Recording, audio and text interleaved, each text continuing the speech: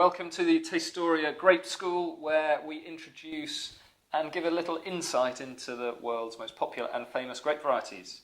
It is now the turn of Syrah or Shiraz, and we're going to compare a classic French Rhone style to an Australian Shiraz. So yeah, let's do it. The two real well-known popular styles, I think.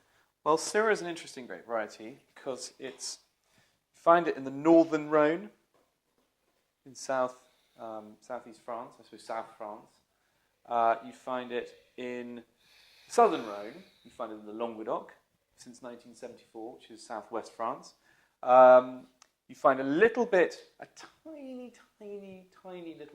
of it in northern Italy, but otherwise, in the rest of Europe, I think I'm right in saying, it doesn't appear anywhere. Then, of course, you find it in Australia.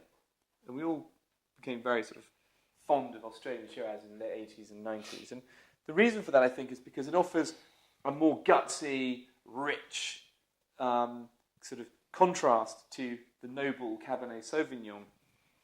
The reason why it's only found in these certain parts of France is because it responds well to very hot growing conditions, but very cool winters. It needs to have certain growing conditions and drainage conditions that are afforded it in these parts of the Rhone Valley, but also because it is the Rhone Valley. That's just the grape variety they had. So historical accent. Do you think there's an extent to which Syrah or Shiraz doesn't really mind where it grows that much? I think probably. Because I've heard a winemaker call it a bit of a tart of a grape variety. I think it's one of those wines. I think you're absolutely right. They'd probably grow it in Bordeaux if they didn't make so much money from growing Cabernet. Yeah, if they could make more money out of Syrah, then. But I mean, South Africa making some great Syrah. Absolutely, and it pops up everywhere. I think there's a big difference, and again, it's one of these grape varieties that responds well to marginality. So the Northern Rhone, although you have slopes like the Appellation, like Côte Rôtie, which means roasted slope, you actually get very marginal climate. It's very nebulous as to whether it will ripen or not, and you get these very perfume scented, quite delicate wines, actually, from the very northern climes. And then you come down into the southern Rhone, or Australia, where you get these big, rich, slightly more muscular wines that are meaty and livery and juicy and jammy and just very sort of big, really, and brooding. So anyway, we come to McLaren Vale again. We are 100% Syrah, and this is from the 2006 vintage, 14.5% alcohol. Syrah tends to be quite alcoholic. You can get very light versions, as I say, from the northern Rhone, especially Crozes, Hermitage, Saint-Joseph, and Cornas.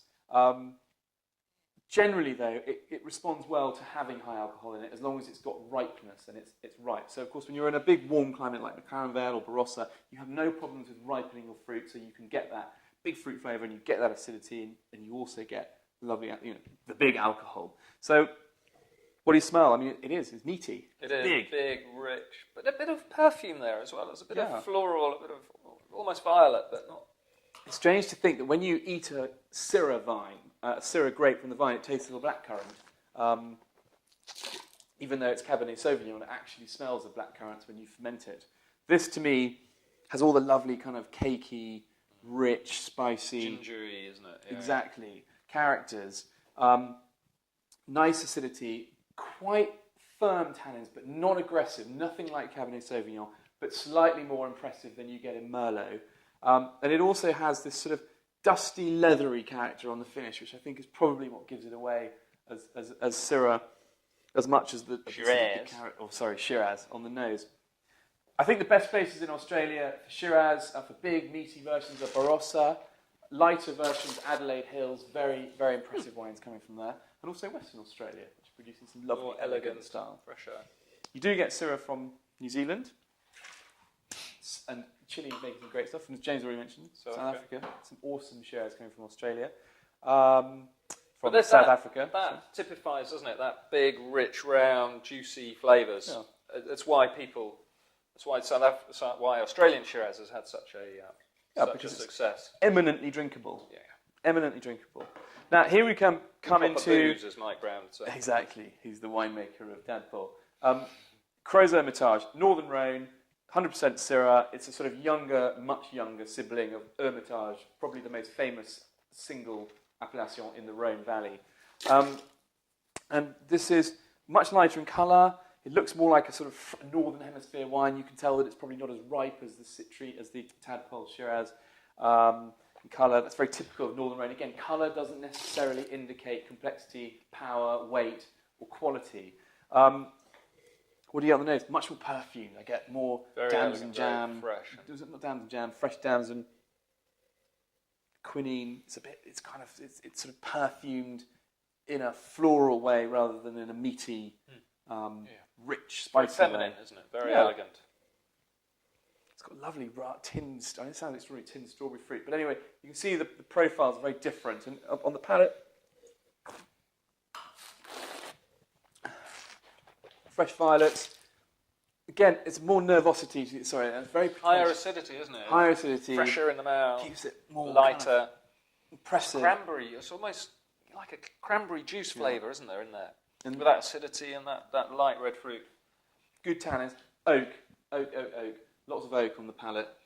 Almost at the point that this is too young, really. That oak needs to just kind of come together with the Syrah a bit. But again, Syrah generally responds well to oak aging. And I think this is a wine that you need to have the right kind of food for it. It's goose, it's duck, it's game as well. I know you're a fan of Cabernet and lamb, but I'm a Syrah lamb man. Yeah, well, I know, but it would work well because the acidity's there. And it would just help to cleanse the palate, and the flavours would match the flavours of lamb. For the tadpole, you need kind of more obvious flavours, I think. And again, that's a great sort of barbecue style wine: barbecue lamb, barbecue beef, chops, sausages. You know, just something to wash things down, leave a lovely, bright, vibrant flavour in the mouth. Nothing, not to take away from the sort of the balance or the style of the wine. Well, that'd be half the price of the Crozet Hermitage anyway. Yeah, exactly. So every wine has its place. So I think, interestingly, this is probably more what you would call a food wine than that, interestingly. And I think that's very typical of old world, new world philosophy. I don't want to say style necessarily, but you get old world philosophies in the new world and new world philosophies in the old world. So anyway, lots of acidity, good tannin, lighter flavour, more reserved. Australian, much more buxom, but still, good acidity, good tannin, good food wines. Other places for Syrah? Well, we said it, South Africa. A bit of music, Gimlet Gravels in Argentina's putting out some good stuff. Hawke's Bay, Argentina. And you do get a little bit as well from Napa. Never tasted really great stuff. Interesting, Oregon, for some reason, is producing some Syrah, believe it or not. But anyway, so Syrah. I like Syrah enormously. Syrah, good, but lots of it around.